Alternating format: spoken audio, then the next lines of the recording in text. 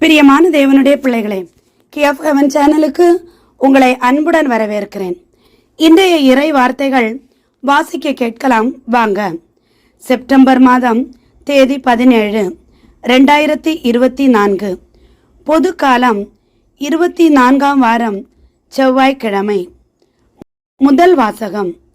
நீங்கள் கிறிஸ்துவின் உடல், ஒவ்வொருவரும் அதன் தனித்தனி உறுப்புகள். திருத்தூதர் பவுல் கொரிந்தியருக்கு எழுதிய முதல் திருமுகத்திலிருந்து வாசகம்.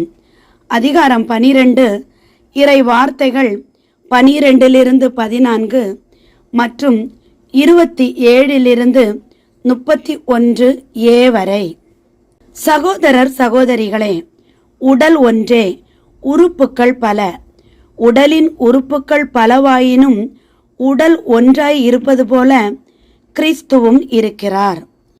ஏனெனில் யூதரானாலும் கிரேக்கரானாலும் அடிமைகளானாலும் உரிமை குடிமக்களானாலும் நாம் எல்லாரும் ஒரே தூய ஆவியால் ஒரே உடலாய் இருக்கும்படி திருமுழுக்கு பெற்றோம்.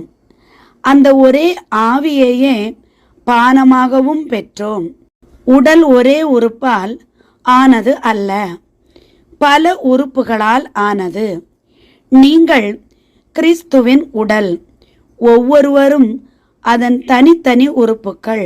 அவ்வாறே திருச்சபையிலும் கடவுள் முதலாவது திருத்தூதர்களையும், இரண்டாவது இறை வாக்கினர்களையும், மூன்றாவது போதகர்களையும், பின்னர் வல்ல செயல் செய்வோர்களையும், அதன்பின் பிணி தீர்க்கும் அருட்கொடை பெற்றவர்கள், துணை நிற்பவர்கள், தலைமையேற்று நடத்துபவர்கள், பல்வகை பரவச பேச்சு பேசுகிறவர்கள் ஆகியோரையும் ஏற்படுத்தினார். எல்லாருமே திருத்தூதர்களா? எல்லாருமே இறை வாக்கினர்களா? எல்லாருமே போதகர்களா? எல்லாருமே வல்ல செயல் செய்பவர்களா? இல்லை, எல்லாருமே பிணி தீர்க்கும் அருட்கொடையை பெற்றவர்களா? எல்லாருமே பரவச பேச்சு பேசுகிறவர்களா? எல்லாருமே விளக்கம் அளிப்பவர்களா? இல்லையே. எனவே நீங்கள் மேலான அருள் கொடையையே ஆர்வமாய் நாடுங்கள். இது ஆண்டவரின் அருள்வாக்கு. இறைவா, உமக்கு நன்றி. பதிலுரை பாடல். திருப்பாடல் அதிகாரம் 100, இறை வார்த்தைகள் 1, 2, 3, 4, 5. பல்லவி. ஆண்டவரின் மக்கள் நாம், அவர் மேய்க்கும் ஆடுகள்.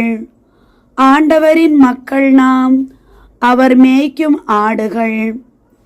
அனைத்துலகோரே, ஆண்டவரை ஆர்ப்பரித்து வாழ்த்துங்கள். ஆண்டவரை மகிழ்ச்சியுடன் வழிபடுங்கள். மகிழ்ச்சி நிறை பாடலுடன் அவர் திருமுன் வாருங்கள். பல்லவி. ஆண்டவரின் மக்கள் நாம், அவர் மேய்க்கும் ஆடுகள். ஆண்டவரின் மக்கள் நாம், அவர் மேய்க்கும் ஆடுகள். ஆண்டவரே கடவுள் என்று உணருங்கள். அவரே நம்மை படைத்தவர். நாம் அவர் மக்கள், அவர் மேய்க்கும் ஆடுகள். பல்லவி. ஆண்டவரின் மக்கள் நாம், அவர் மேய்க்கும் ஆடுகள். ஆண்டவரின் மக்கள் நாம், அவர் மேய்க்கும் ஆடுகள். நன்றியோடு அவர் தம் திருவாயில்களில் நுழையுங்கள். புகழ் பாடலோடு அவர் தம் முற்றத்திற்கு வாருங்கள். அவருக்கு நன்றி செலுத்தி அவர் பெயரை போற்றுங்கள். பல்லவி. ஆண்டவரின் மக்கள் நாம், அவர் மேய்க்கும் ஆடுகள். ஆண்டவரின் மக்கள் நாம், அவர் மேய்க்கும் ஆடுகள்.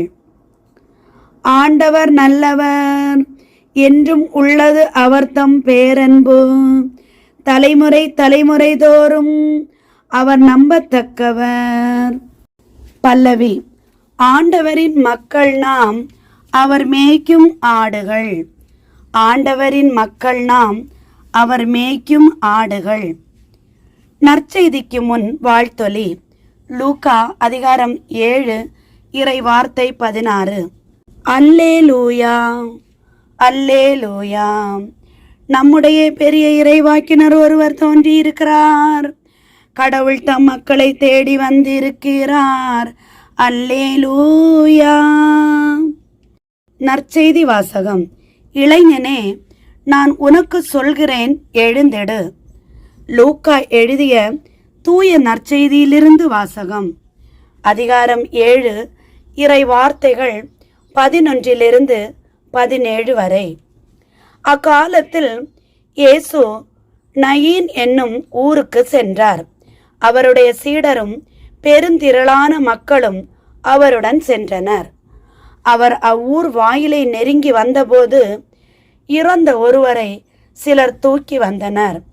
தாய்க்கு அவர் ஒரே மகன், அத்தாயோ கைம்பெண்.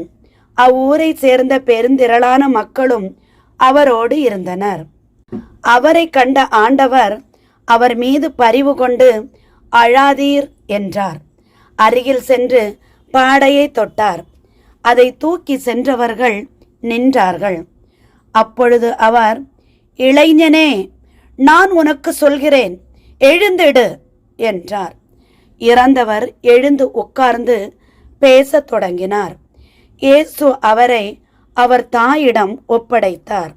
அனைவரும் அச்சமுற்று, நம்மிடையே பெரிய இறைவாக்கினர் ஒருவர் தோன்றியிருக்கிறார், கடவுள் தம் மக்களை தேடி வந்திருக்கிறார் என்று சொல்லி கடவுளை போற்றி புகழ்ந்தனர். அவரை பற்றிய இந்த செய்தி யூதேயா நாடு முழுவதிலும் சுற்றியுள்ள பகுதிகளிலும் பரவியது. இது கிறிஸ்து வழங்கும் நற்செய்தி. கிறிஸ்துவே உமக்கு புகழ். பிரியமான தேவனுடைய பிள்ளைகளே, இன்றைய இறை வார்த்தைகளை வாசிக்க கேட்டீர்கள்.